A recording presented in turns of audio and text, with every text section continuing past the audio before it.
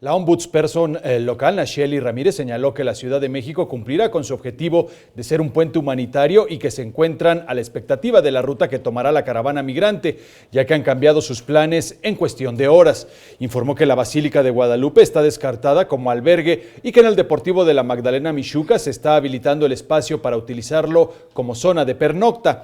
Aclaró que el apoyo que se brindará será exclusivamente humanitario, atendiendo a las personas vulnerables como niños, mujeres embarazadas y quienes tengan problemas de salud. Escuchemos.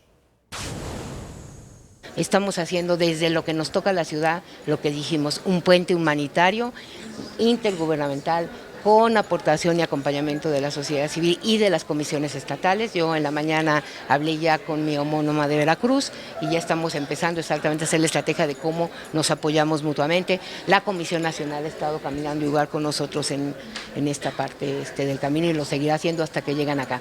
Calculen que no va a ser antes de 8 días.